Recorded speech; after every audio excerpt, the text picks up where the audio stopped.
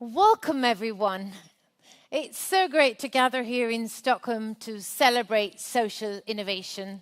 And to all of you following us online, a warm welcome. I'm Beata Wickbom. I'll be your MC this afternoon. Thank you. The Social Innovation Tournament is the flagship initiative of the EIB's Institute's social program. And it's organized every year in a different country to reward and sponsor European entrepreneurs whose primary purpose is to generate social, ethical, and environmental impact. And the teams aim at combating unemployment, improving the environment, tackling marginalization of disadvantaged communities, and promoting access to education in a wide range of fields, including healthcare, the natural and urban environment, new technologies, systems, and processes. Here's some numbers for you, just so you understand the scope of the tournament. Since 2012, the tournament has received over 2,700 valid applications from more than 24 countries. Among the applicants were 180 finalists and 50 winners so far. That's worth an applause.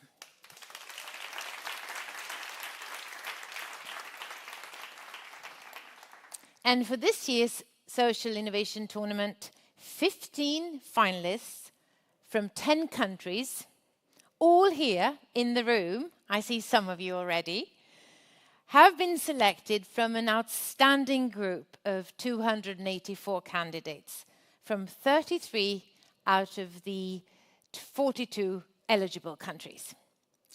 Our finalists this year are developing innovative solutions such as enabling green hydrogen, detecting early dementia, providing inclusion in housing access, and protecting our cultural heritage.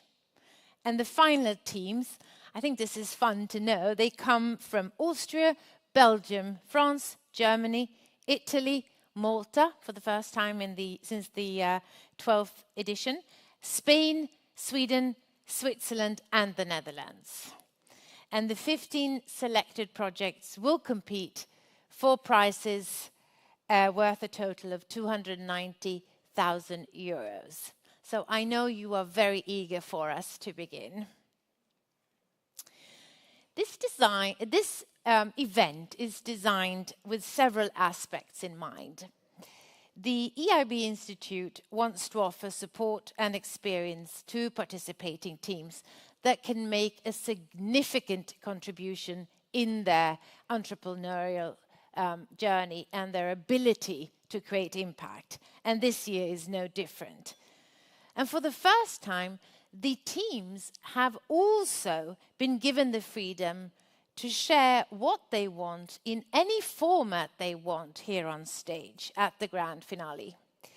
We want to show that stories can be shared in more ways than just the normal corporate pitch, and that emotion is really what business is all about.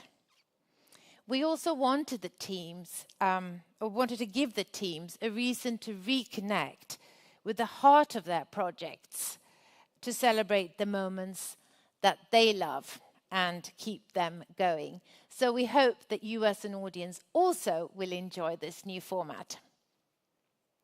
Finalists from all of the SIT editions have become members of the SIT Alumni Network.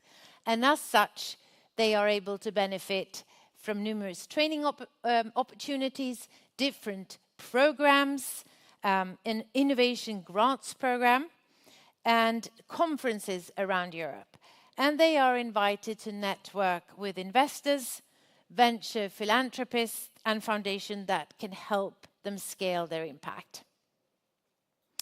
One more piece of information before we begin is that one of the prize categories is called the Audience Voice.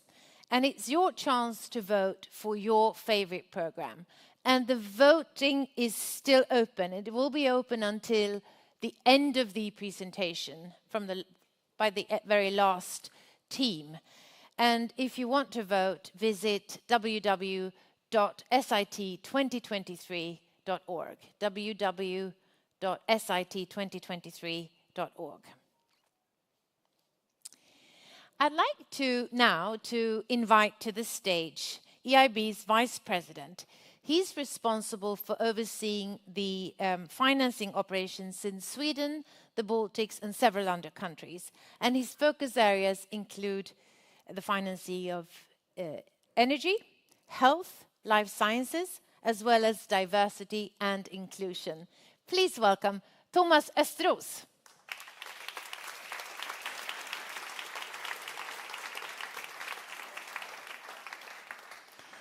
Tell us, how do you see innovation in light of social, economic, and environmental challenges that the world is facing right now?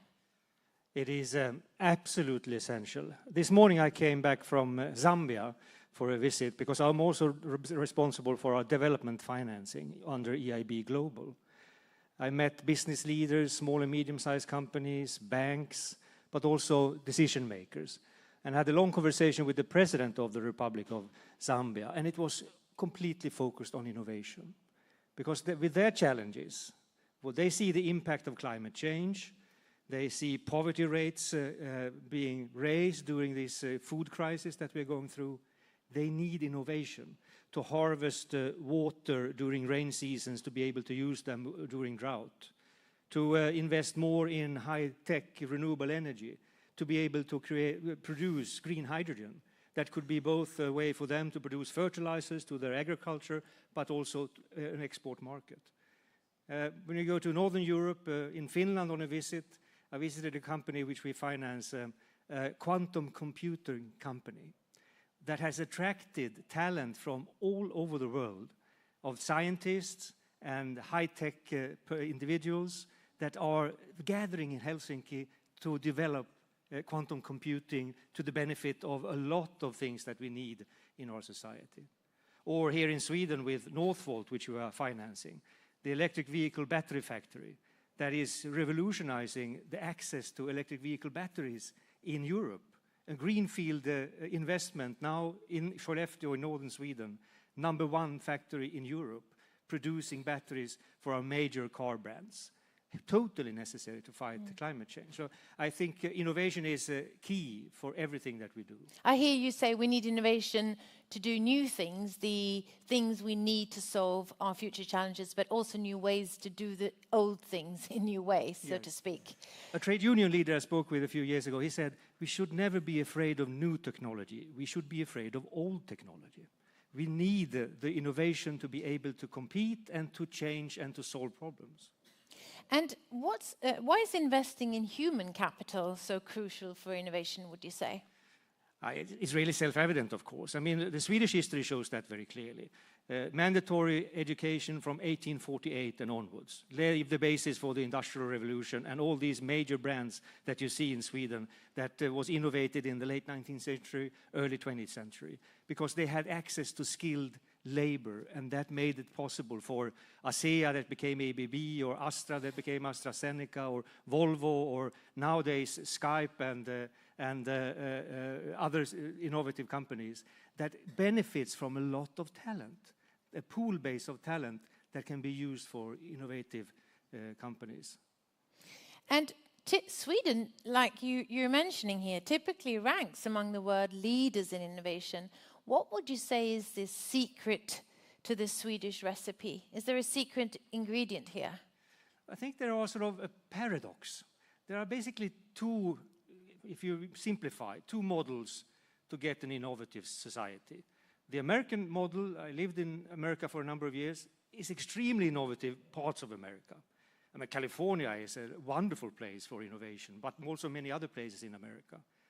But to the cost of huge inequalities, and the waste of human resources is a stunning thing.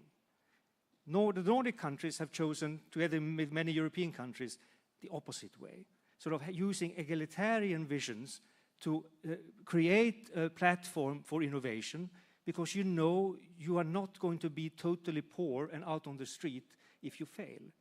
And thereby, with investment in science and technology, in basic education, in fostering innovative minds, you can compete with that type of area like California. You can afford to take risk. You can afford to take risks. Mm. And your life isn't over if you fail.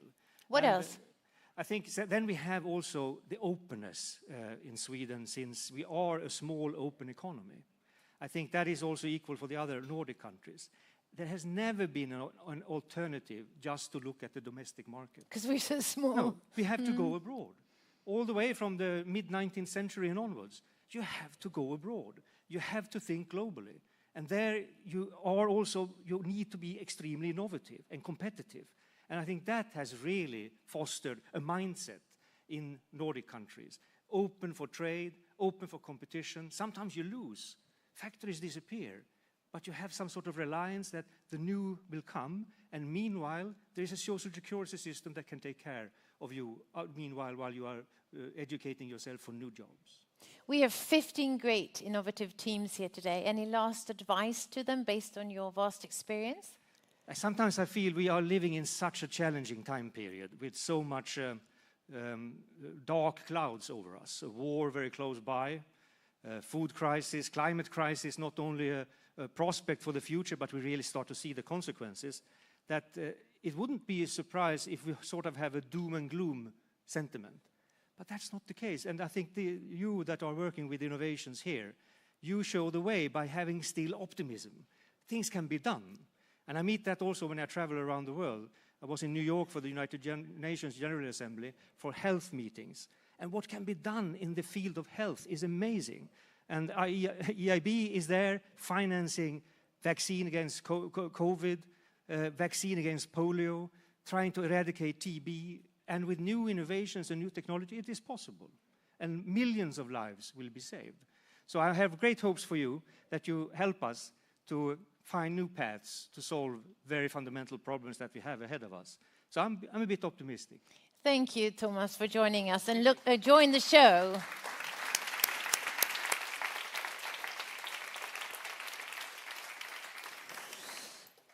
A key to innovation is collaboration between people with different skills and backgrounds.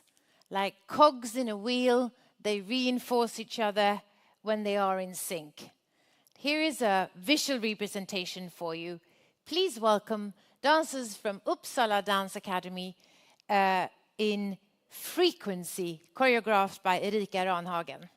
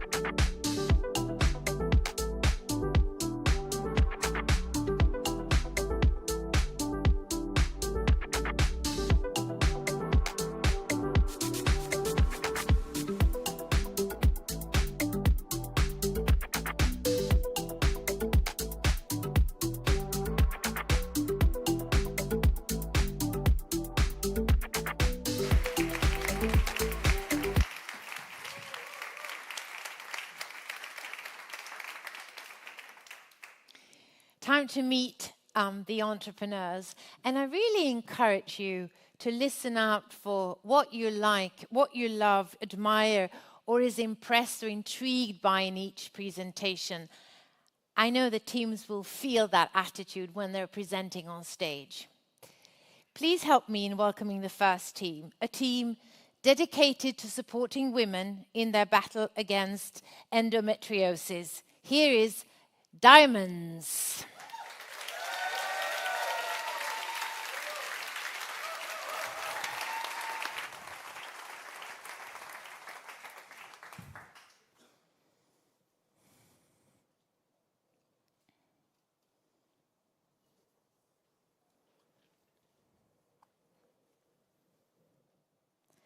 You know what really makes me mad, Marlene? What? That no one really knows what endometriosis is. And there's so many women out there that suffer from this disease. 1 out of 10. And if you think of numbers, this means 190 million women right now are just having this disease, and there's so many that don't even know about it. I know what you mean. I hate it. I mean, those women, they suffer and vomit from pain each month during their period. They are infertile. They have pain during sex, and nobody cares. Yeah, infertility, that's the point. Because it's not only them that are suffering, it's also the friends and family surrounding them, you know. Every second woman in an infertility clinic, the root cause why they cannot receive a child is endometriosis.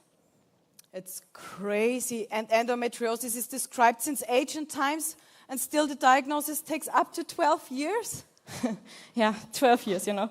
I have a really ridiculous fact for you. From the start of the planning, and I'm a biophysicist, I know physics, you know, from the start of planning to the first step on the moon, it took research 10 years. And the diagnosis for endometriosis is still 12 years. So you are telling me right now it's easier to get to the moon than to have a diagnosis of endometriosis? It seems that way. Really crazy, no? And still, the only option to diagnose it after up to 12 years is surgery? Yeah, they can only do surgery. And then only if someone tells them that this is an option, you know? And still, yet, they are suffering. They don't have any option. They don't know what to do. They're silent suffering.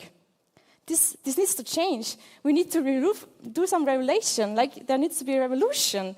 They have no option. What if we do this revolution? Angelika, isn't it cool? We are scientists and we can do that. We can do an easy, simple test. A test that everyone can afford and everyone can do at home, just like a corona test. I mean, it was annoying, but this is really cool. I love that we have a female-founded team of scientists behind us that help us providing solutions for women in pain. And we can do it cheap, you know, we can make it affordable for everyone, just buying it in any drugstore. And isn't it cool that you are all now a part of this revolution? Spread the word. and help us in the fight against endometriosis. Thank you. Thank you. Zullen we dobbelen nog? Dat wil ik.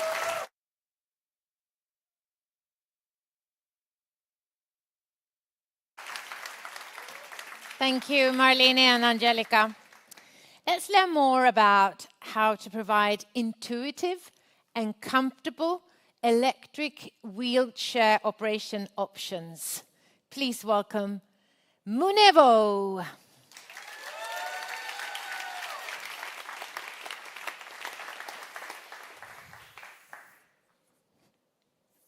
Hi, my name is Konstantin, co-founder of Munevo. We've developed the first wheelchair control based on smart glasses. To best see the impact, let's follow an amazing woman, Saskia, through her day.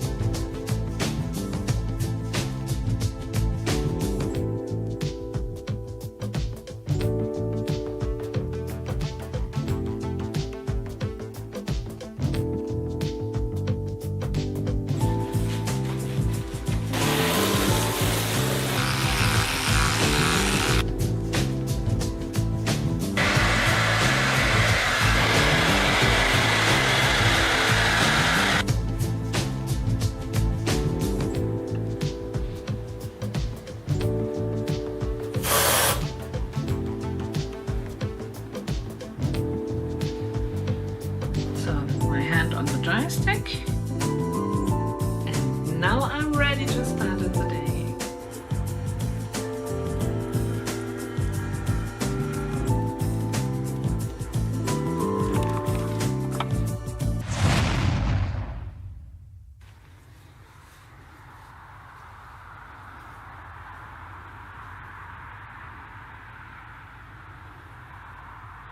Oh, so luckily that I have my Munevo drive and can drive on with my head movements. Activated.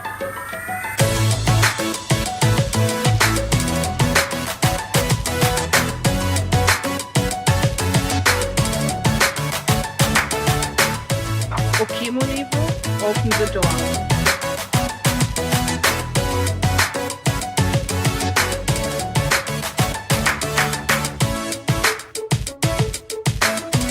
Controlling my computer mouse easily with head movements.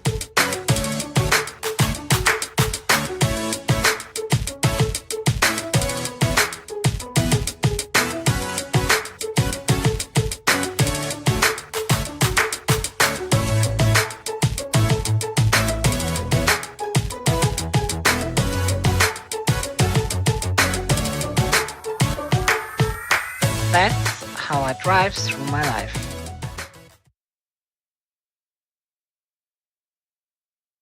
I'm not done. Give me a second. Like Saskia's, we have helped more than 270 people. That's 270 lives that we have changed in Europe alone. Empowering people together. Thank you.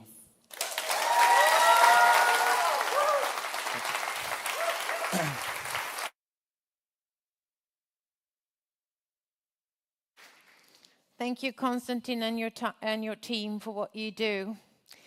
Our next team creates tools for parents and nannies to bring pedagogy and co-education at home at everyone's reach. Please welcome the founders from Gribouillis.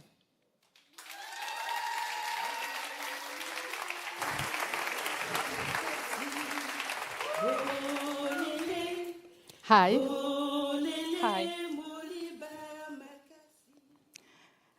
I am Aminata Diouf.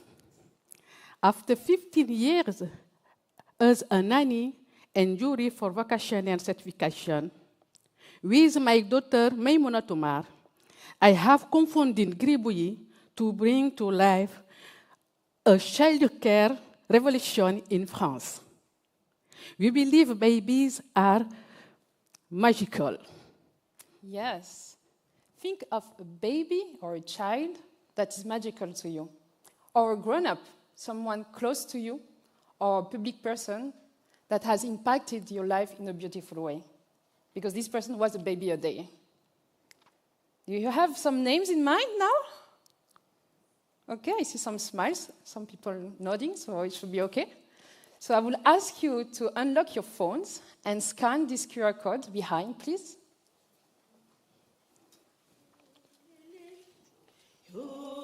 You also have some cards on your seat. You can scan this QR code. And so you can submit the name of this person. And during the following minute, you can add more names if you want.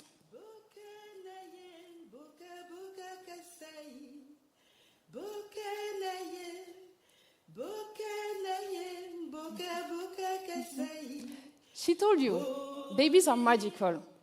So magical that even science still thrives to understand how child development works. What does really uplift or damage it? If only babies could say it. This is, sorry. So now you start to understand that nannies like her are actually doing one of the most evolving and complex jobs in the world. They really bring care to the children at the very moment where the child development is the most influential. And unfortunately, our societies really fail to help support and upskill those nannies. This is what has inspired us to launch Clippery. This is the first cooperative platform for nanny services to families. And with her 1,500 colleagues in France, we make sure that every nanny care is a real opportunity to bring the best education to any child for their future. Yes, and we keep inviting everyone to join us, companies, ministries, and more. And that's why today we need also you. Yes, because it takes a village to raise a child, and child to change the world. So here is the village where the baby you have named is, starting all around us. And we hope we can support us. Thank you very much. Thank you.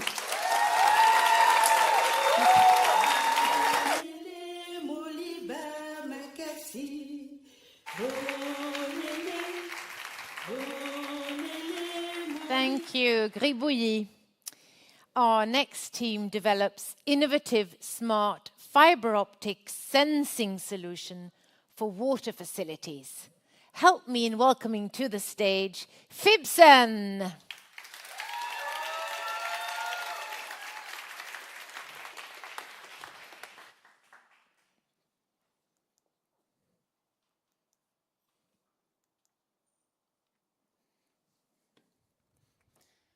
All my life, I used to open the tap and just enjoy water.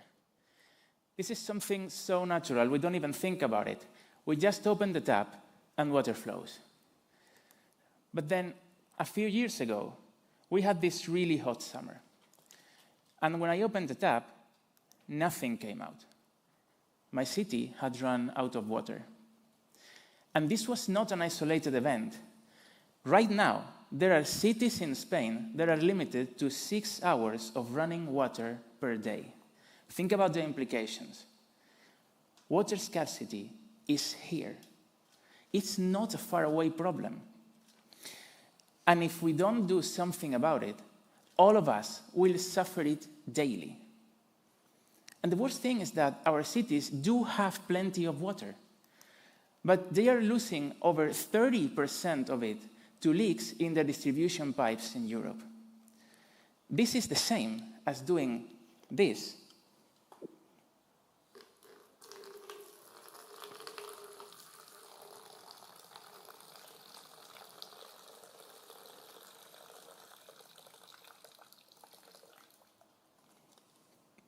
26 million times per minute. Every minute. We're throwing away our water. This has to change. So what are water companies doing to stop the situation? Well, they're doing what they can, but they can't do much. Their most cost-effective leak detection system is literally to walk on top of hundreds of kilometers of buried pipe with a microphone on the ground, hoping to listen to water leaking. Yeah. We need a better solution. And so, we have developed a system that is revolutionizing conventional water management. We are introducing a fiber optics cable through the pipelines that can literally listen for leaks over tens of kilometers. This cable detects the exact location of each leak and sends this information to the water manager in real time. So now they can take fast action to fix the leaks. We're already working with water companies in Spain and Greece using this solution. Because access to water is a right we must protect. But the clock is ticking. In the time I've been speaking, more than 150 million liters of water have just vanished from the Europeans' water networks. Our goal is simple. Bring that number down to 0. So please, reach out to your local governments and water companies. Tell them about us. We can help them. Join us and help us put an end to water scarcity in Europe and the world. Help us secure our future. Thank you very much.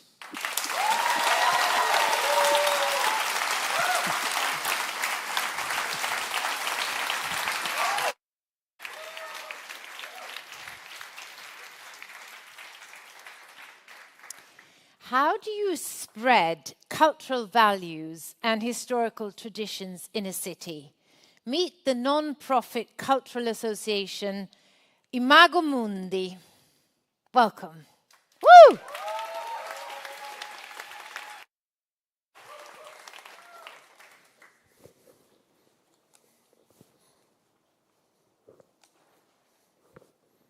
Hello, I'm Marco.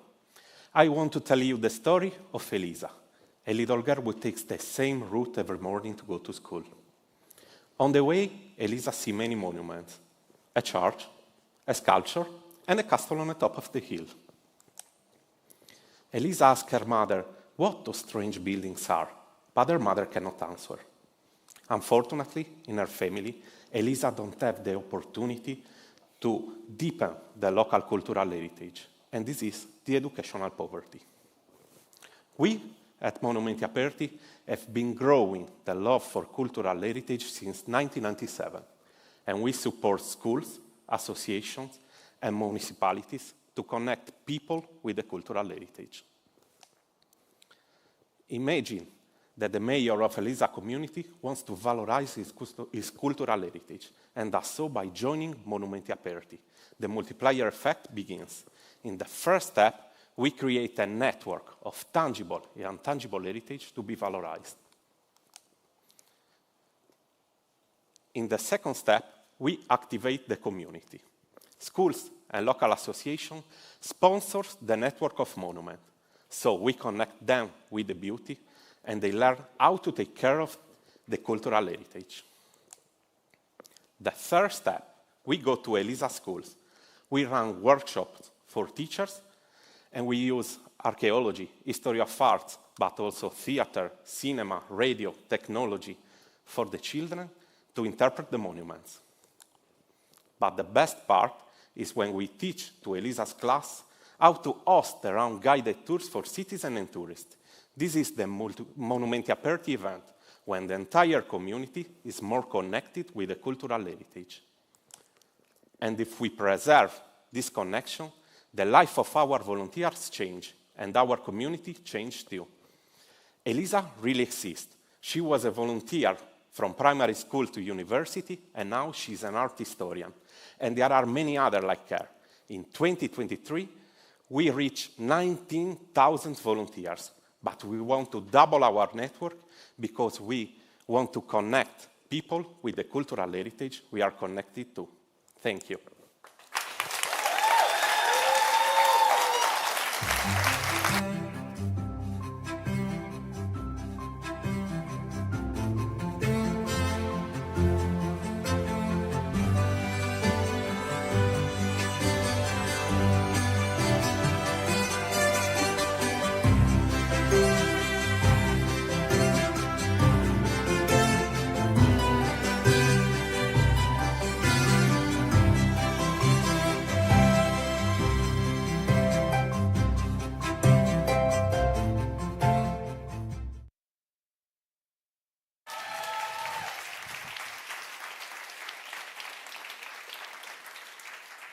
Bravo, Marco.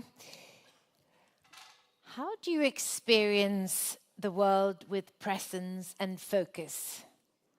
How do you sharpen your awareness?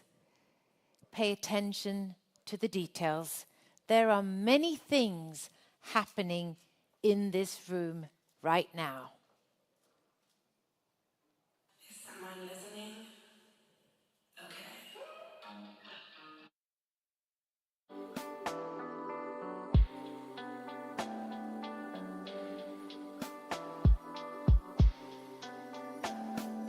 Mason on the track.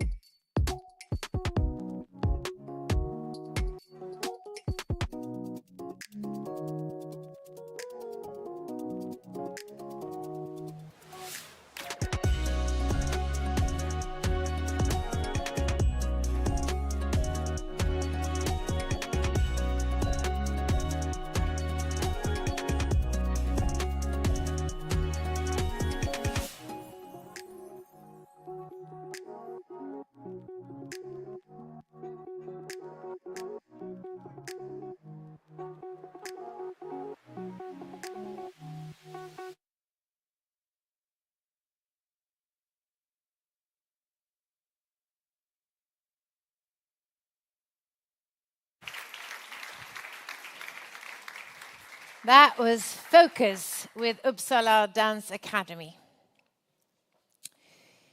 In the next block of 5 presentations, the 5th one, Sophia Chatbot, will be on domestic violence.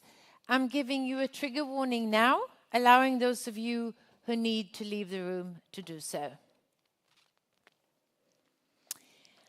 Our next team helps patients with very early mobilization, helping them recover much faster. Let's learn about one innovative solution, bringing robot-assisted mobilization to the patient. Here is V-Motion by Reactive Robotics. Woo!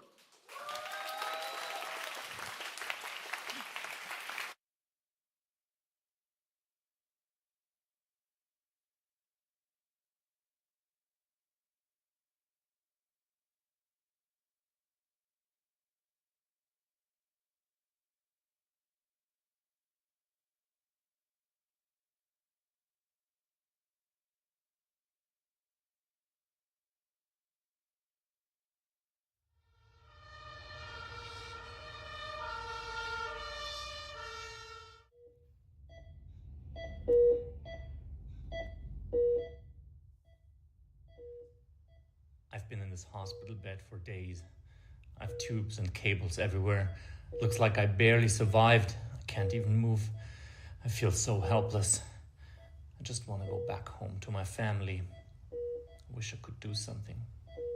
I could get out of here so much faster if they would just move me a bit more. I wish the nurses would have time to do that. Oh, the door opens. Looks like they are finally coming for therapy. Hi Max, how are you today? time for mobilization therapy. Let's get you out of here as soon as possible. Gonna put you to the chair now. I know we should do this way more often, but like in every hospital, we're short on nurses.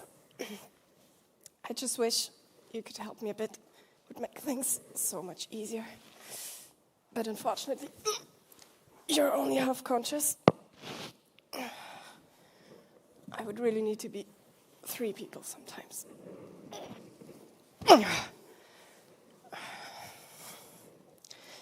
Now, Max is a young patient, but this could have just as well been your parent or grandparent. What you've just seen here is called early mobilization. And why do we do this? Because it helps patients recover much faster, and the shorter hospital stay saves a lot of money. So what's the problem?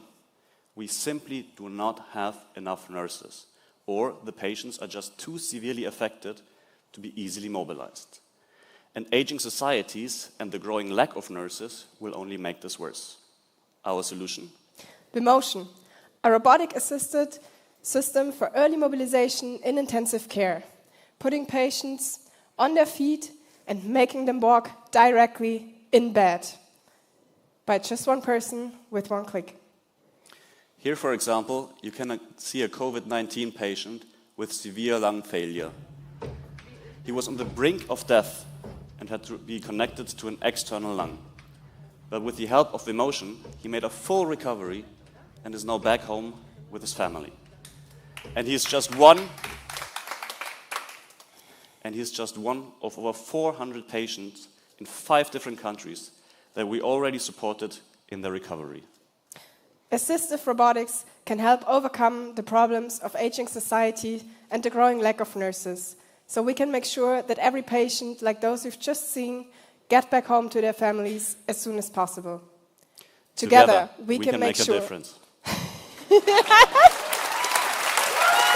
Thank you.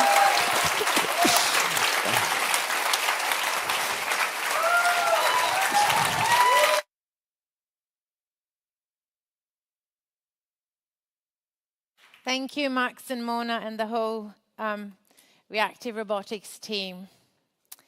Meet the company that has developed a smart solar set for your balcony socket. Make some noise in the house for the founder of We Do Solar.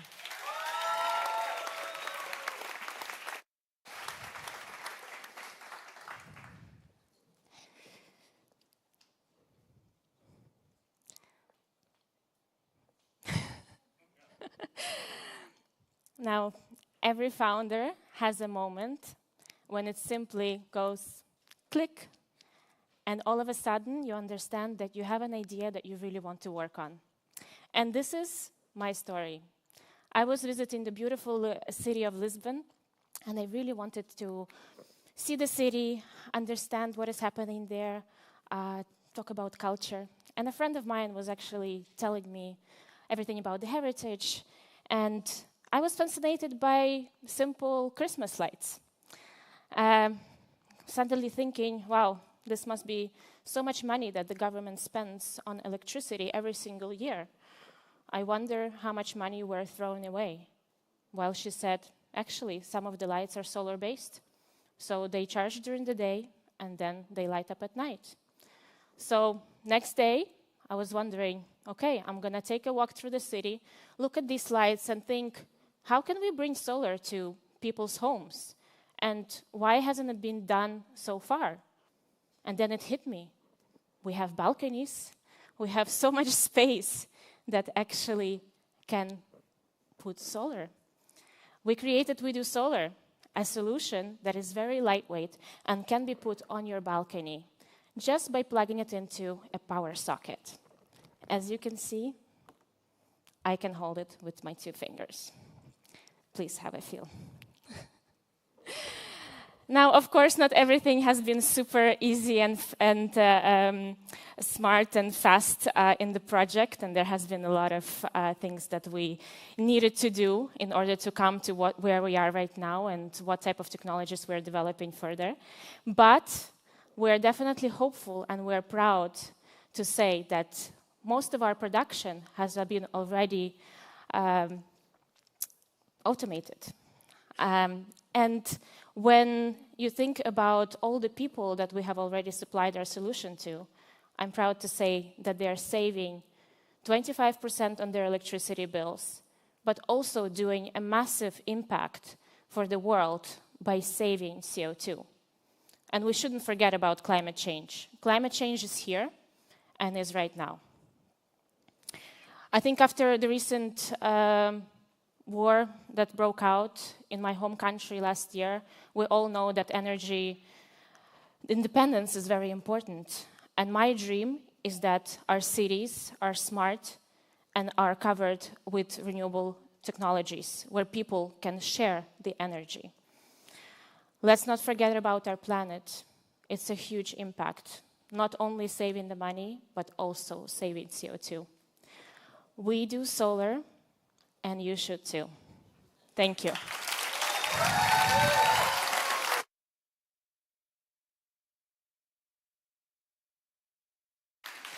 Thank you, Carolina.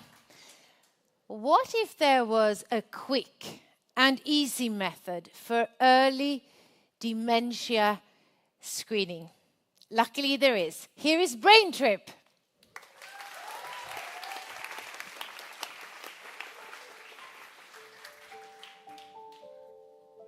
Story about Ingrid, a high school teacher, now retired. Ingrid likes to read, she likes to take long walks in the forest, but her absolute favorite thing on the planet is baking cookies for her two granddaughters, Freya and Anna. But lately, Ingrid's been having problems with her memory. It all began when she was looking at some old photos and she couldn't remember her granddaughters' names. This alarmed her. And she spoke to her family, but they told her, don't worry, you're just getting old. But this wasn't the case. Ingrid got worse and worse. And then came that fateful day. One early autumn morning, she got up from her bed, was completely confused, convinced that she was in the wrong house, and just wandered out into the forest. She was rescued by a local farmer who found her terrified, alone, and completely dehydrated. Her family was now alarmed. They took her to see her local doctor, who told them that she had Alzheimer's dementia. He gave her some treatment, but he told her not to have her hopes up because after all, she was in a fairly progressed stage of the disease. Things took a turn for the worse, and in 2 years' time, she couldn't even remember her granddaughters' names. But what if things hadn't gone this way? What if, instead of being forced to ignore her memory issues, she had the option of doing a dementia screening test in her local healthcare center? Well, the results aren't that bad, but they convince her doctor to order more tests, and the doctor tells her, you have Alzheimer's dementia. Okay, but it's in its very earliest stages. They prescribe her treatment, which now works much better because it's early on. And then they also enrolled her in a new clinical trial, which works much better for her mental health. She doesn't retreat from her friends, from her family, and from her doctors. She has a more productive and a more happy life. She remains active. She keeps visiting her garden and her friends. She gains 3 to 4 extra years of quality life. It is our sincere hope that Ingrid, in this second case, is not the exception, but the rule. But currently, 75% of people with dementia never even get diagnosed. We want to change that. We are Brain Trip, and we created the first scalable screening test for early dementia detection. Come talk to us. We can help. Thank you.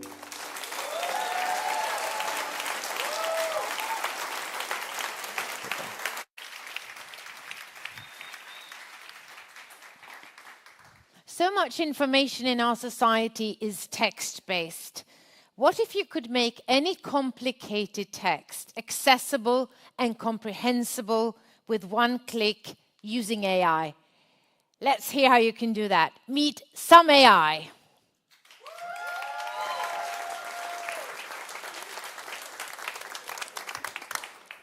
Hi, everyone. My name is Flora, and I am CEO and co-founder of SomeAI. I have a question for you. Please raise your hand if you have ever received a letter from the tax authorities or from your insurance company that you did not understand. I can see lots of hands, including my own. And if you are like me, you probably read through the letter several times until you eventually figured it out. But I want to introduce you to someone who is not able to do this. Meet my aunt. She has a physical and a cognitive disability, and because of that, she's not able to understand complicated text at all. She still surfs the internet. She looks for information like the opening hours of town hall. She researches products she wants to purchase, and she also tries to read news articles about politics, her favorite topic. But a lot of these topics are inaccessible for her because she can't understand complicated text. And it is not just her, it's 54% of people who read below 6th grade level. So, we set out to use our tech skills to help my aunt and to build a tool that automatically translates these complicated texts into easy language. A defined language style with short sentences, easy words, and additional explanations. And it is not just simplified, but it is research-backed text output that is understandable for people like my aunt. I want to show it to you. I want to give you an example. And probably lots of you traveled to Stockholm to be here today. And many of you maybe also went to the airport by plane and then tried to figure out how to get from the airport to city center. So you probably went online and tried to read something about it, and you found this text. A complicated text with lots of unfamiliar names, a long sentence, some brackets, some numbers, very confusing. And our tool turns it into easy-to-read information that is understandable for people like my aunt. Who uses this tool? It is employees of public institutions and companies that want to make their texts accessible to everyone and that use our tool to comply with accessibility regulations. And the good thing is they enable us to fund our startup because we believe in letting those pay who have set up the barriers in the first place. So I want you to think about all the buttons that you click every day in your work life, that email you send, that Excel sheet you save, that product you purchase. It just takes one click to make your information accessible to everyone. So think about making that click and having a real impact on the lives of people like my aunt. Thank you.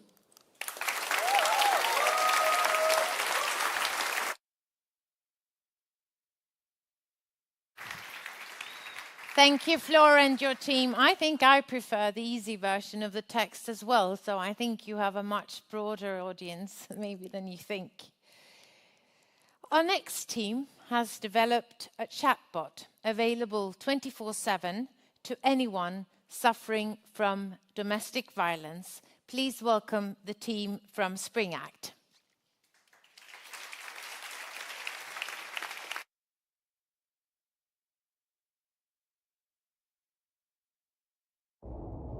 You're driving me crazy! Nobody will believe you. I kill myself if you leave. Why do you make me hurt you? It won't happen again, I swear.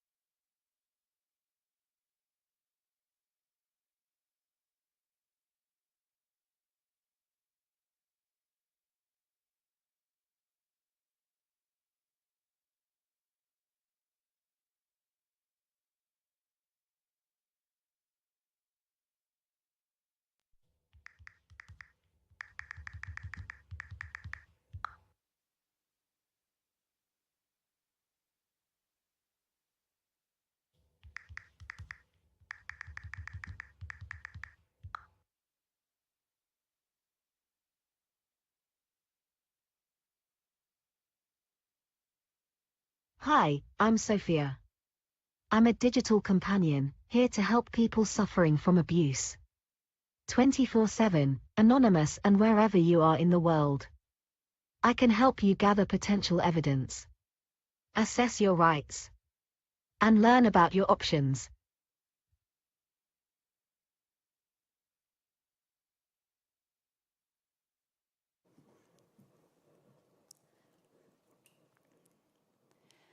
Wherever you are in the world, we hear you. We see you. We believe you. 736 million women worldwide experience domestic violence in their lifetime. This means that in every room you're in, including this one in 3 women is in danger of experiencing abuse. Unless together we take action now. This is a global silence, and we are willing to break it with you. Ending domestic violence is a shared responsibility. Our actions today create the reality of tomorrow. This is the future. So join me. Please, everyone right now, take out your phones. Raise them above your heads with me. Change is quite literally in your hands. Every action counts. Please share Sophia with your networks tonight. Help us break this silence. Together, let's be the light in the dark.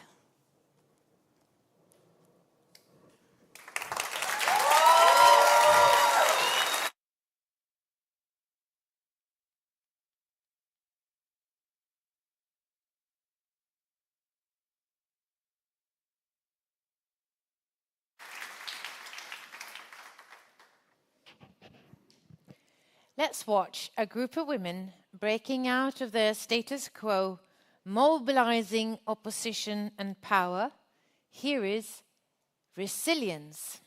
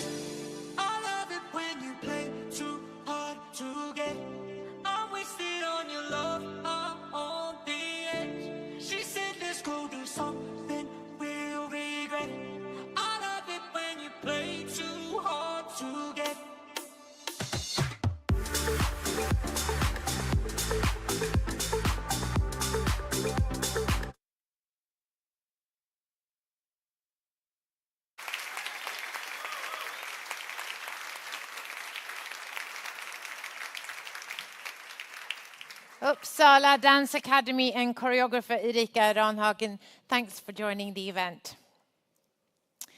Our next team has developed new ways to donate to people in need, be it credit card, loyalty points, or miles. Let's hear more how that works.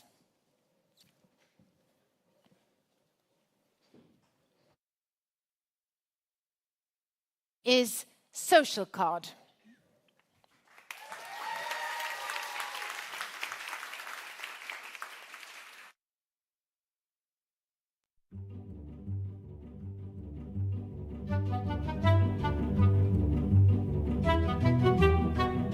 For sure, everybody remembers playing musical chairs when they were young. You run around, chairs get removed, and when the music stops, you have to find a seat. The faster ones, or the stronger ones, or maybe the sneaky ones. They would get a seat. But the shy, or the fearful ones, or the one with a broken leg, they wouldn't make it. An uninformed observer could ask, why is there so much chairlessness in musical chairs? And everybody would have an answer. Yeah, because they took the chairs away.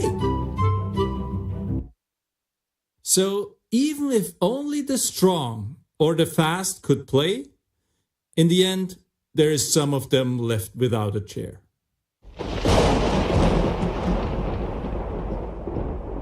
Sadly, we can compare that with the housing market. The houses are not gone, but they are too expensive to pay for. And it's not only the shy and fearful having trouble to be fast enough. And while the social sector is trying to help, it's clearly not enough. This is why more than 4.8 million Europeans are sleeping on the streets. So to stay with the analogy, we have found a way how you can bring chairs back into the game. And the missing piece is a resource you may not even realize you have. Loyalty points.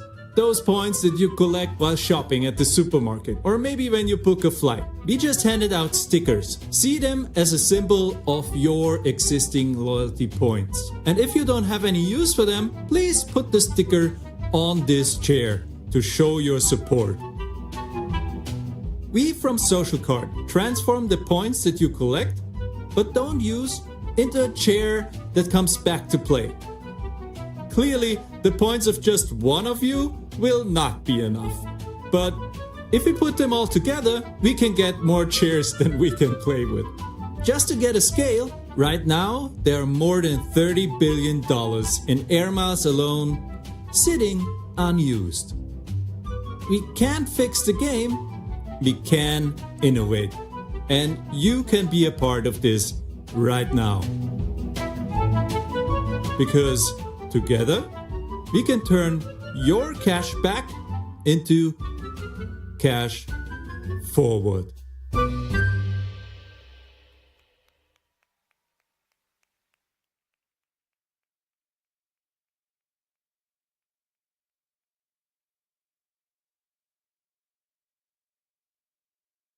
Thank you, Social Card. Our next entrepreneur with a team is bringing ethical insurance that improves the way you live. Please welcome Sarah from Husmus.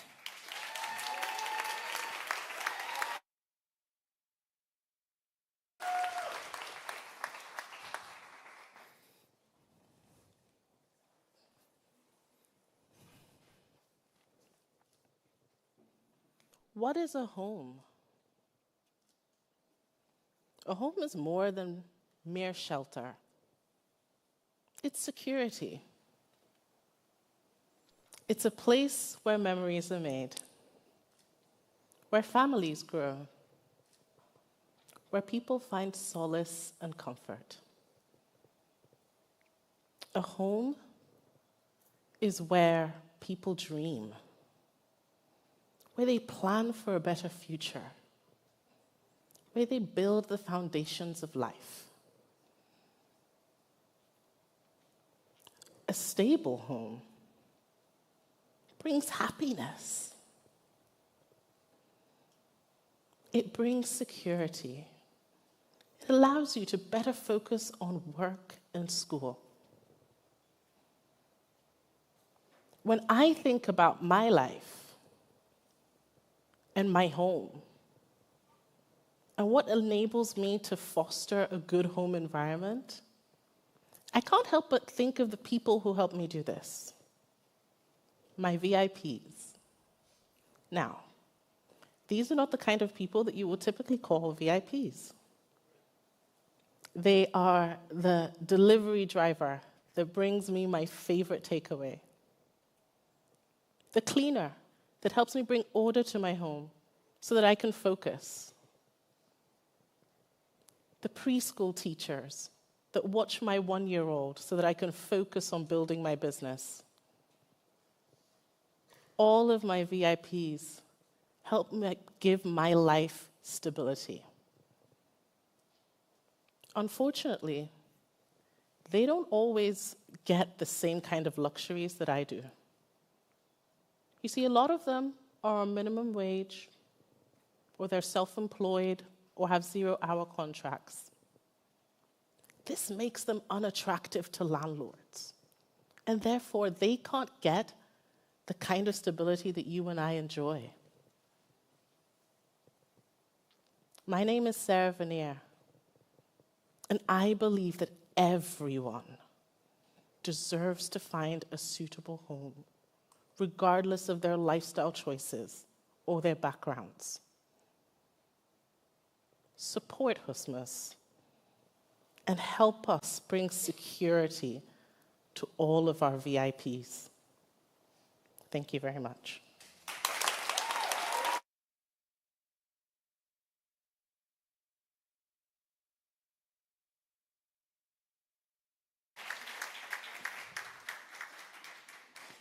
Husmus in Swedish is the same as house mouse. Thank you so much, Sarah. Let's learn more about how to produce the most authentic plant-based seafood using seaweed. Let's make some noise in the house for Better Fish.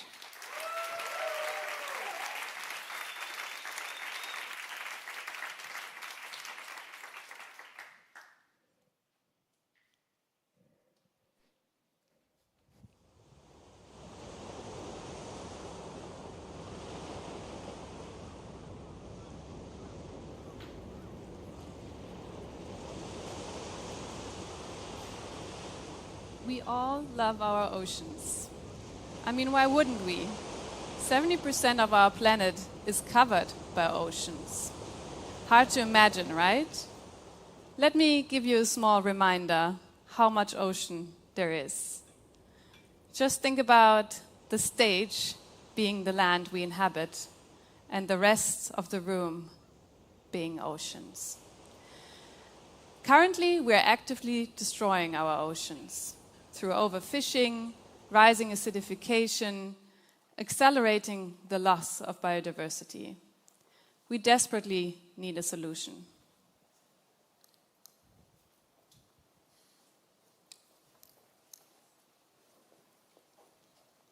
There are thousands of species of seaweed.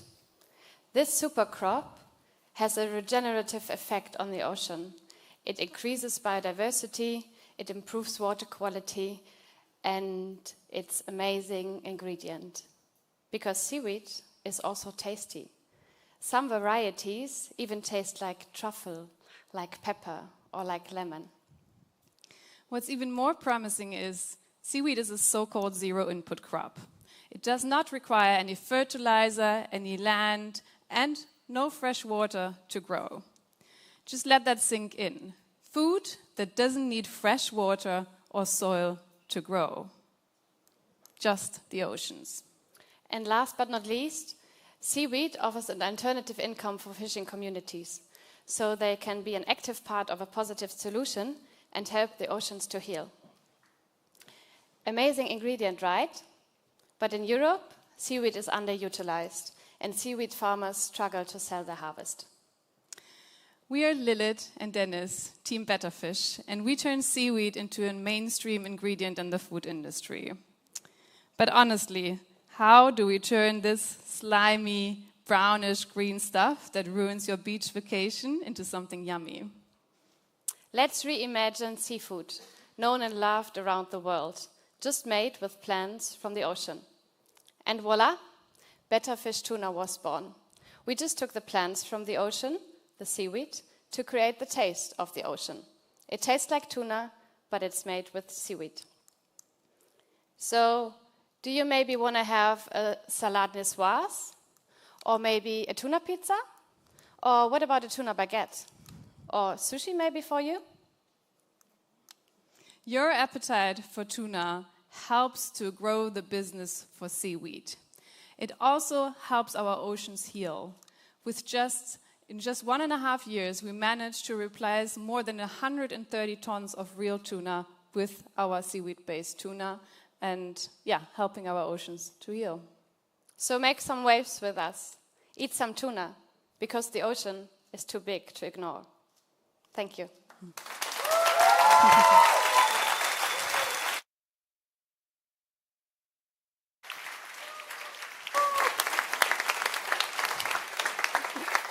Thank you, Denise and Lilith. We need many different innovative routes to sustainability. So let's learn more about what high-performance catalysts can do. Help me in welcoming C2CAT.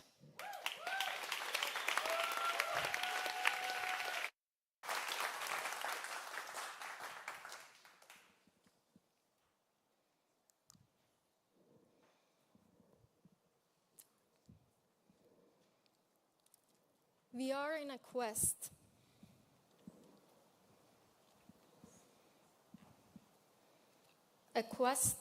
for clean, sustainable future.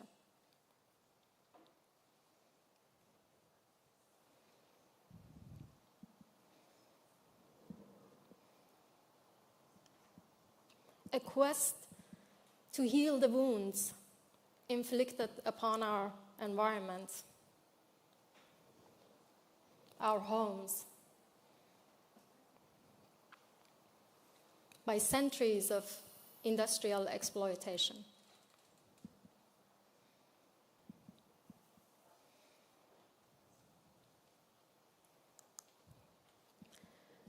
Clean tech is a beacon of hope. It's a revolution. It's a harmony between human cleverness, advancement, and the nature. It's a promise of a technologically advanced world where industrial advancement and progress leaves behind no ecological devastation.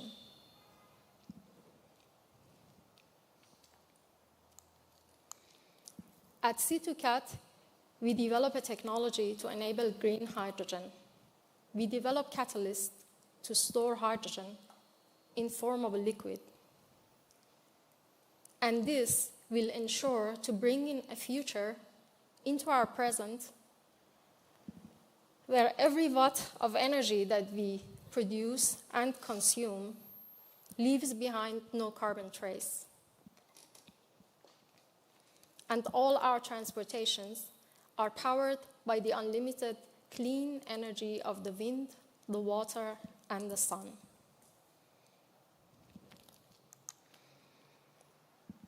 So clean tech is not just a word, it's not just a technology, it's a belief, it's a reality.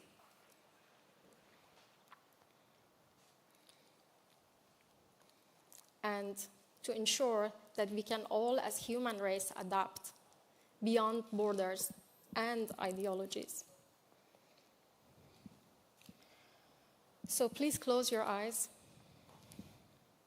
Close your eyes and imagine this future. Believe in this future, that this technology will work. Hydrogen technology will work.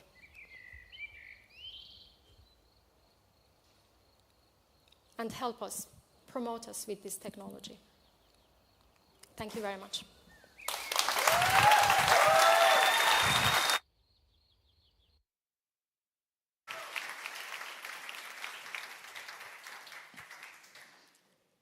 The last finalist has developed the world's first video game using AI and speech pathology science to help children who stutter.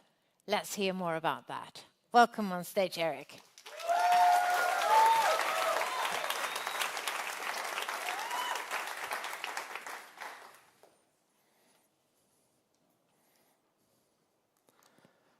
Do you know what these are? These are neurons, the heroes of our brains.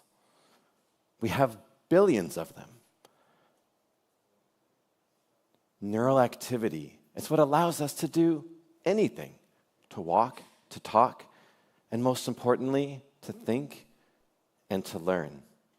And if you stimulate your brains properly, these neurons will grow and they'll form strong connections. And these strong connections are important, critical when we learn.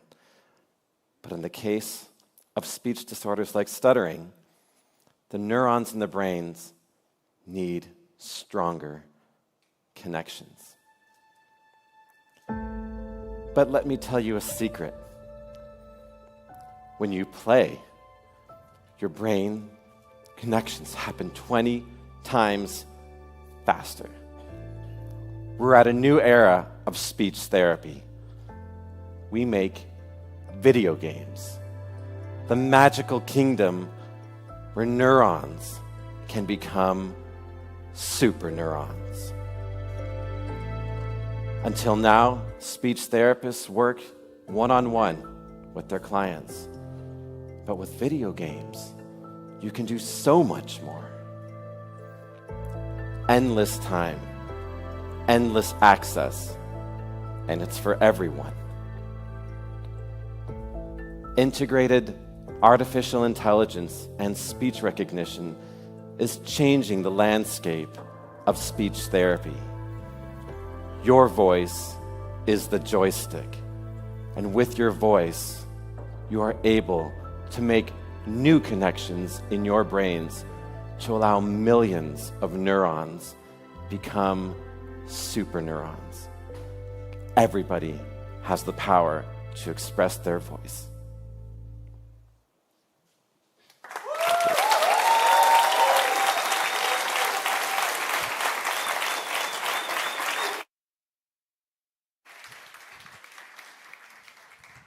Thank you. That was the last of the finalists in the 2023 edition of the Social Innovation Tournament. Hands up if you feel inspired. Thank you again to our wonderful teams.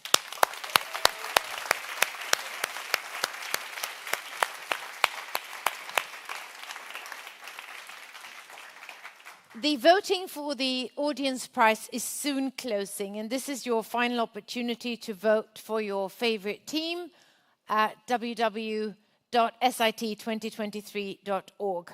Let's enjoy a few minutes of music from our wonderful Diva Cruz, our house DJ.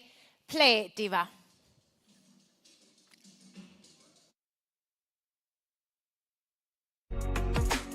Brief dance if you feel like you want to dance where you are.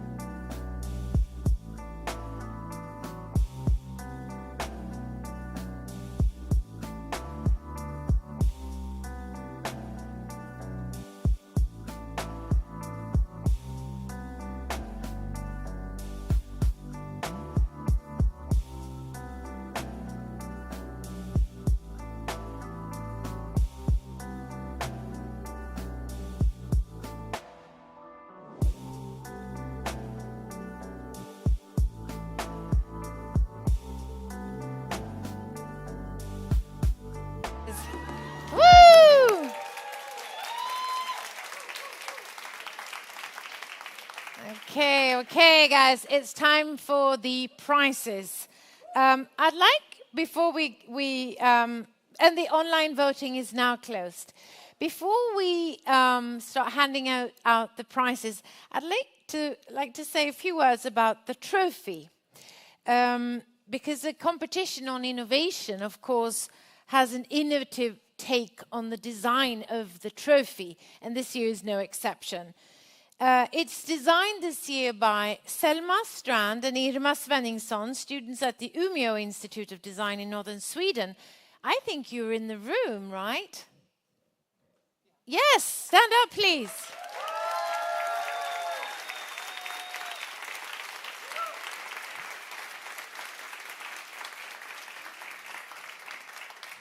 And I'd just like to tell you about the really, really innovative take on the design process. This is the trophy, and what they wanted to do, Selma and Irma, was to find a way to include more people in the design of the trophy. And they explained to passers-by in their hometown of Umeå that they were designing a trophy for an innovation for a social sustainability award, and that they wanted individual input on how to take the project further. And each participant contributed by cutting a small piece of paper into the shape representing themselves. And from all of these individual cutouts, the designers created the silhouette of the trophy. So to quote Selma and Irma, like in any thriving, sustainable social society, it takes all parts working together to build unity. And that is the design principle behind the trophy. Thank you.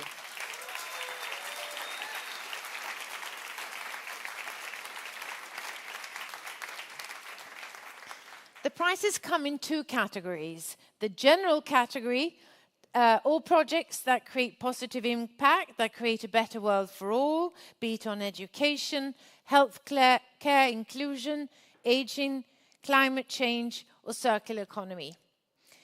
And the first prize of 100,000 euros and a mentoring voucher by EY Business Development will be handed out to the winners. And the second prize is 40,000 euros. And then there's a special category. Every year, a different category is selected. And this year, the category relates to the sustainable development goals of sustainable cities and communities. And the first prize is 100,000 euros, and the second prize is 40,000 euros. And the Audience Choice Award is 10,000 euros. So no small prizes. And thanks so much to the jury who worked and listened to all of our finalists in the 15 solutions. And they had a really tough time coming up with winners because all of these projects and all of the innovations are so outstanding this year. Once more, great teams.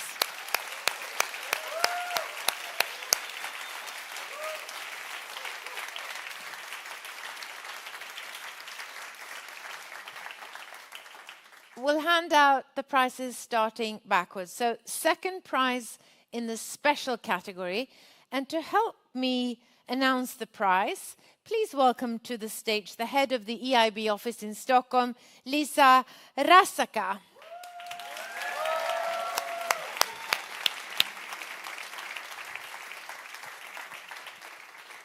Welcome, Lisa. Thank you. You helped bring this year's tournament to Stockholm. How do you feel now? I feel really impressed. What an event. It was a fabulous event. I just have to tell you that I have been an SIT reviewer for many years and reading the application forms, the Excel sheets, the YouTube videos. Yeah, you look and listen. You have to fill in a score sheet. It's very systematic. It's a process. And I'm really glad I don't have to be a part of the jury, because how can you choose and select any of these finalists? What a fabulous presentations we have had here today. So here I have the second prize special category envelope with a winner. May I ask you to open it? I'll hold the mic.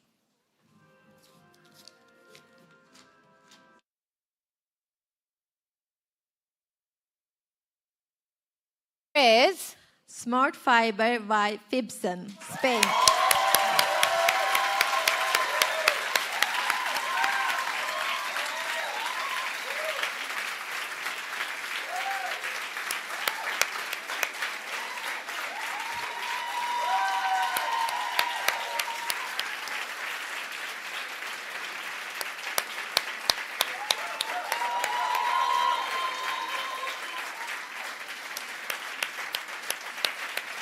Whoa. Please, come on stage. Come here. Congratulations. Here is the trophy. Wow. Louis. And I know that there is also a photo opportunity, so if you want to, they have these like social media friendly posters. And then we have our photographer.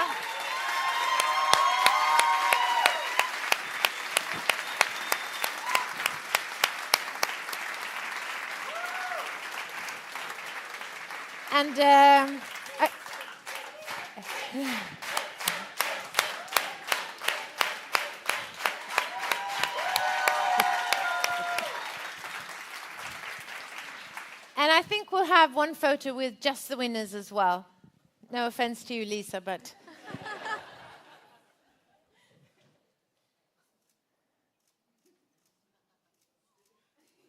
Congratulations to the whole team.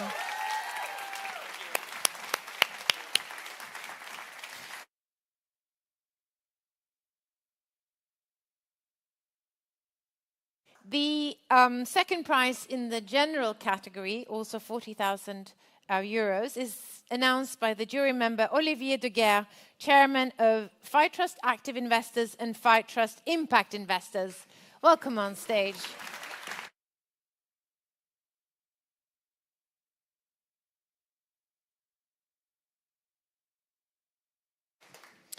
Welcome to the stage. You've been member of the jury for all of the 12 editions. How do you see the competition evolving or changing?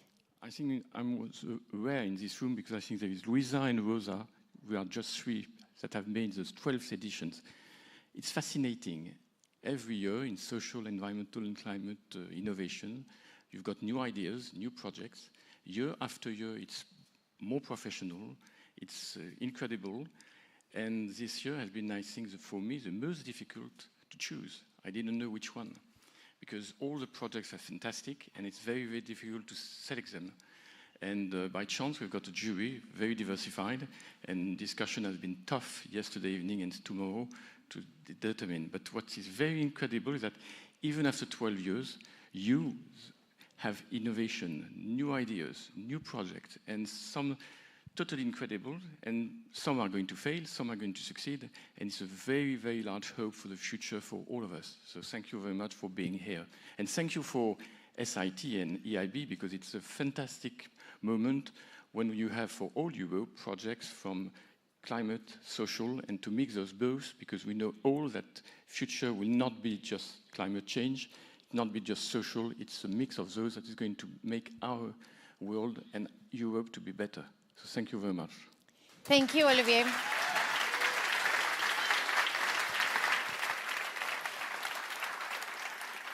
May I ask you to open the envelope?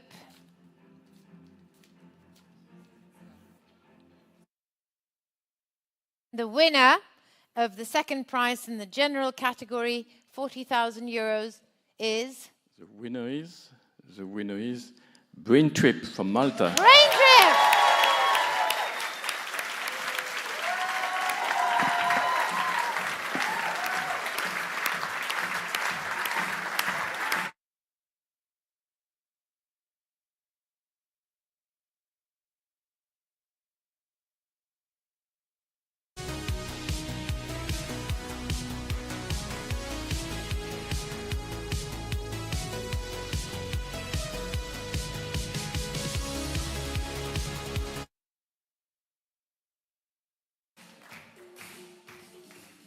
welcome. The method for detecting early dementia. Do you want to say something? I didn't give that opportunity to the other team. Not much, only that we're honored and humbled, and we won't disappoint you. Yes.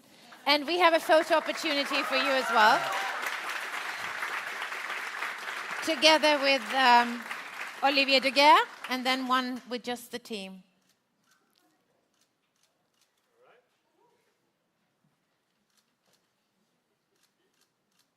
You look very happy. We're so glad. Thank you so much. Yeah.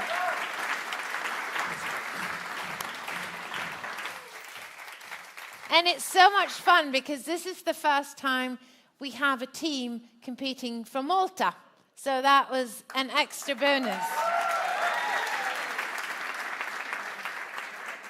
And to help me hand out the first prize in the special category, here is Ilonka Jankovic. She's the venture partner from Rubio Impact Ventures, and she's the president of the jury. Welcome, Ilonka.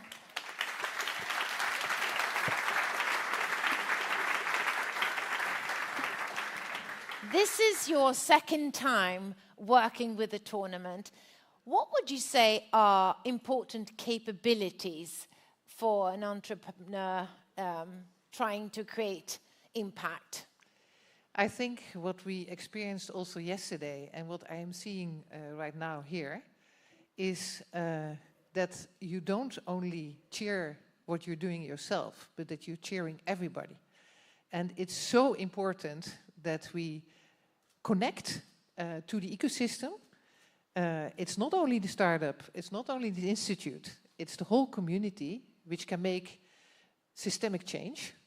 And a very nice example of that, yesterday, somebody came up to me trying to influence the jury, and he said, I would love that the prizes are divided among everybody, the 15. And I think that's the spirit, and that's the community Louisa, under the leadership of Louisa, has been building here. So that's, I think, we need to do it all together. You're also a venture partner and active investor. Do you see interesting investment opportunities here as well?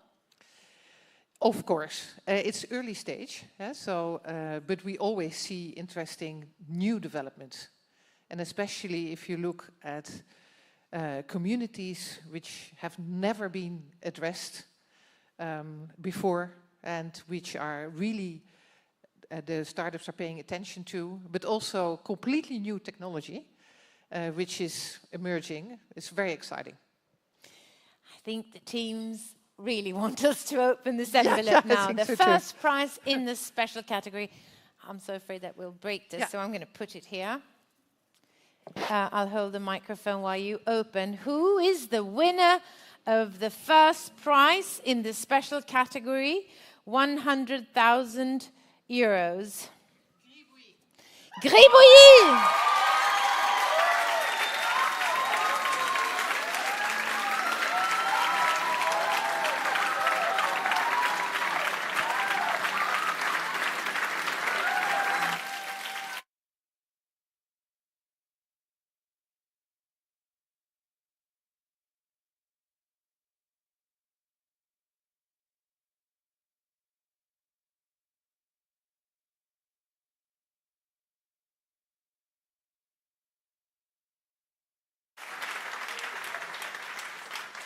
You're the winners. Wow.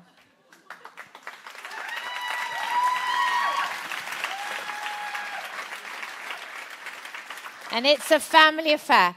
Do you want to say something? I don't speak French. English. I am speaking French. Vous voudriez dire quelque chose, oui, en français? Je voulais vous dire merci. Ceci, c'est une valorisation pour le métier des invisibles. Et quand je parle des métiers des invisibles, je parle tout ce qui est service à la personne, garde d'enfants à domicile, nounou, infirmière, sage-femme, tous les métiers qui font des actions auprès des familles. Ce prix c'est pour tous ces métiers-là et pour tous les nounous, les gardes d'enfants du monde entier. Merci beaucoup, merci, merci.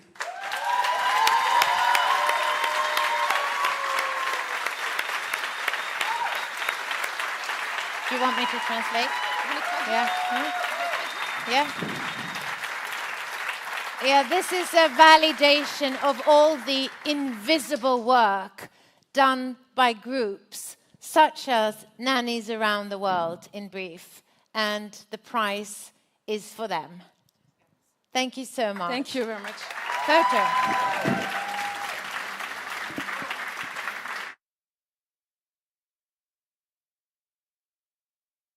With Ilonka.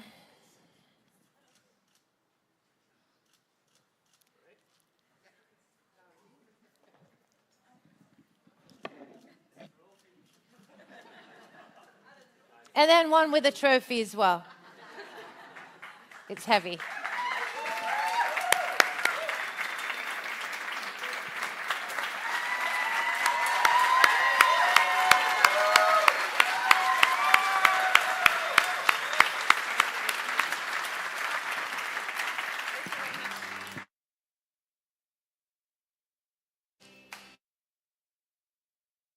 Yes.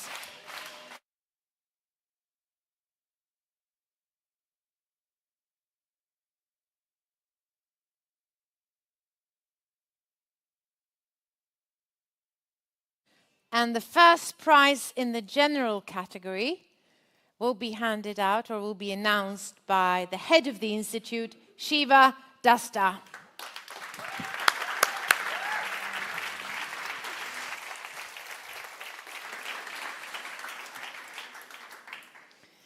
As you attend this event for the first time, I believe, what are your feelings? I feel so nervous right now. I'm just very curious who won the first prize. I don't know how it feels for you guys because you did an amazing job, and the jury, I don't know how you actually managed to come to an agreement, but you've done obviously an excellent job. But yes, for me, it's inspiring. It's the outcome of a lot of hard work on the part of my colleagues, and therefore really satisfying to actually stand here and thank each and every one of you to be part of this amazing initiative and having made it such a successful one over now the last 12 years. So thank you, everyone. Thank you.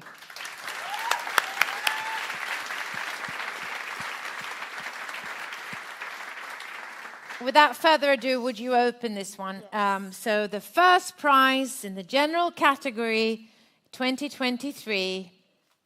And I have no idea. Nobody told me. They all looked at me. They said, Shiva, I have been told not to tell you so that you look surprised. So I have no idea. So let's see. We'll do it in the microphone. Yes. The winner is... Wow.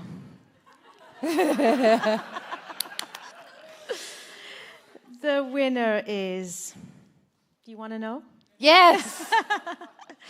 It's Sophia Chatbot.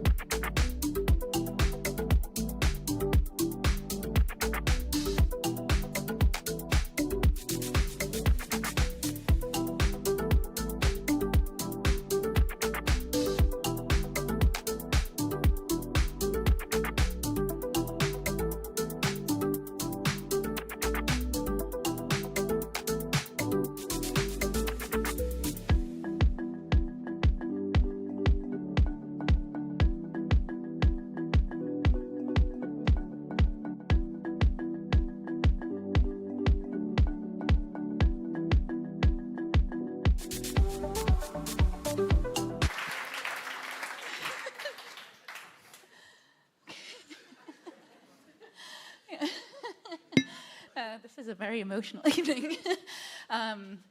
honestly, we're all winners. This group is the most amazing group we've ever had the honor to share this time and stage with. So honestly, huge applause to all of you. We love you.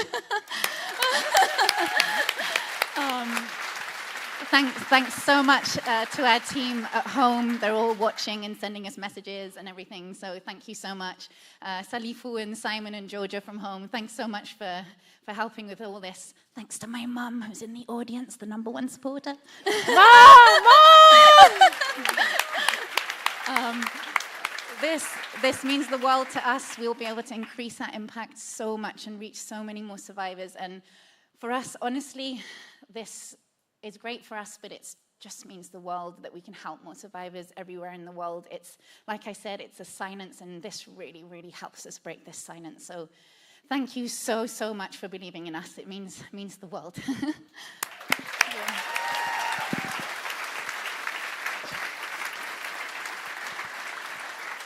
Let's take a photo. Really, sorry. Thank you, no worries. I really want to thank you. We, as a team, really want to thank you for all of this. Thanks to EIB, SIT, the participants that are so wonderful, the coach, but also the jury. It means a lot for us, literally. And I can tell that this is kind of giving a voice to the survivors of domestic violence. It's really a lot for us. Thank you so much.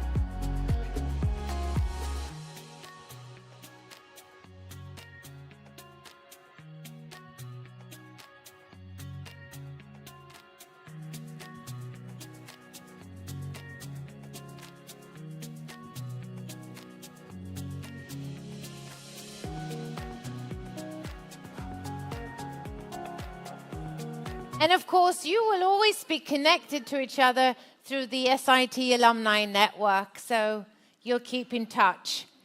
Let's finish with the Audience Award. And please join me on stage, the head of social at EIB Institute, Luisa Ferreira.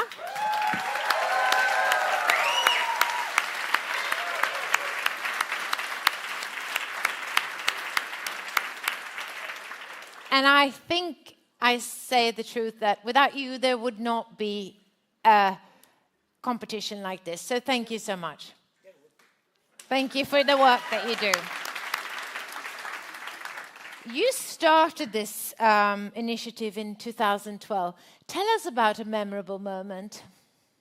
I don't think there's a memorable moment. It's a memorable journey, you know? Every year, you know, when I meet the 15 finalists, it's always nice. This group this year, and apologies for all the other finalists that are in the room, because there are some others from previous years.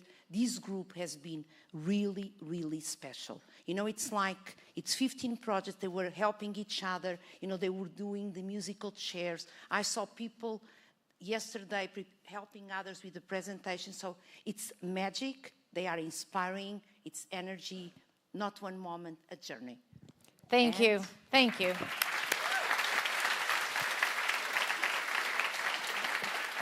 And I will give you the envelope, and let's hear, what is the Audience Award? Who does it go to this year? I cannot pretend I don't know because we closed the envelope. And it was really the choice of the audience, so the jury is not guilty of this one, and it goes to Smart Fiber by Fibson. Oh!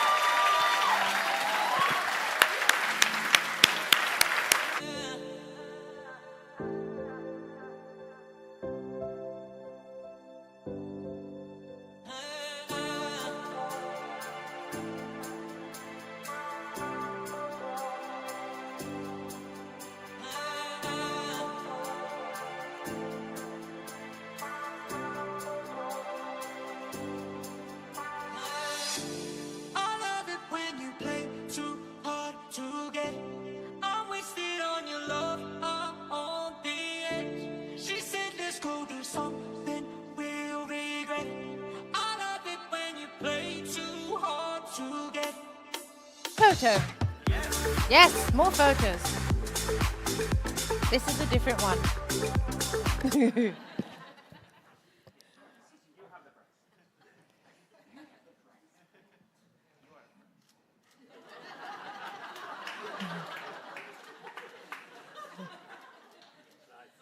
Great.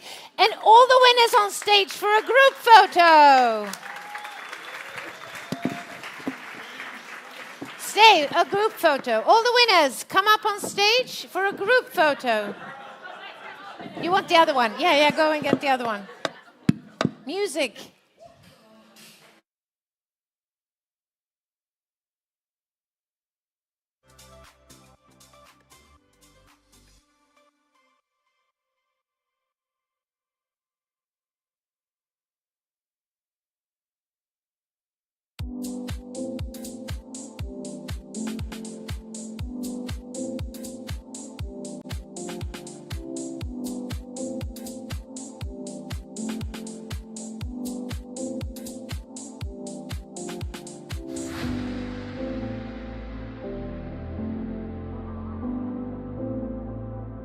Take photos, just crowd in front of the stage. Is that okay for the photographer? You want more of a group?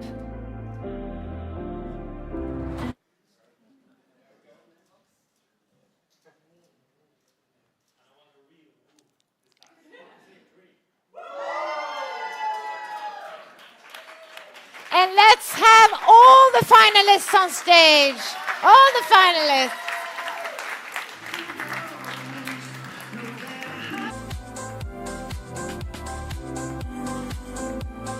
I think you have groups somehow.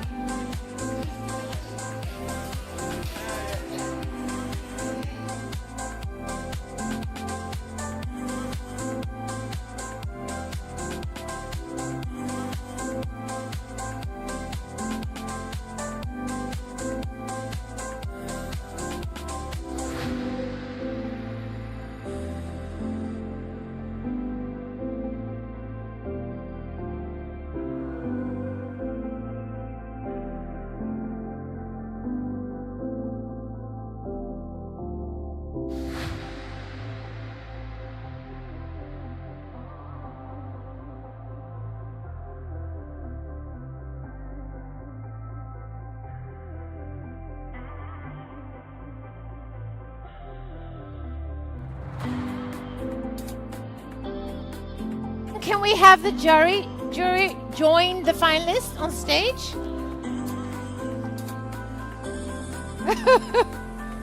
Okay. Let's have another photo. Woohoo! A warm applause for the jury and all the work they've done.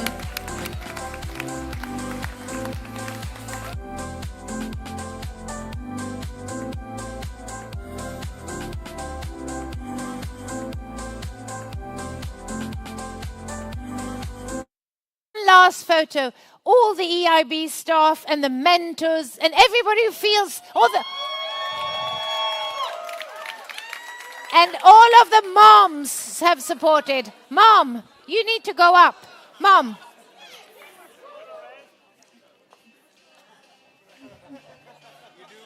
You do great.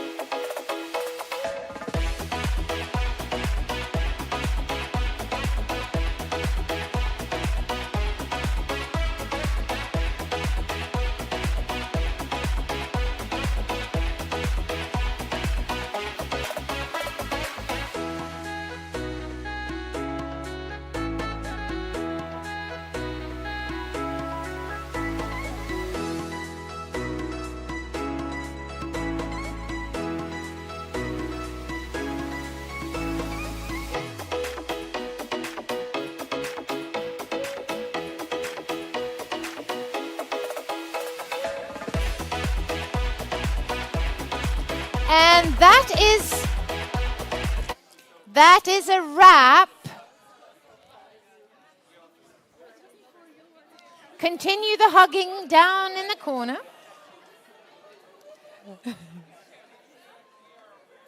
So that is a wrap for this part of the tournament. Thank you.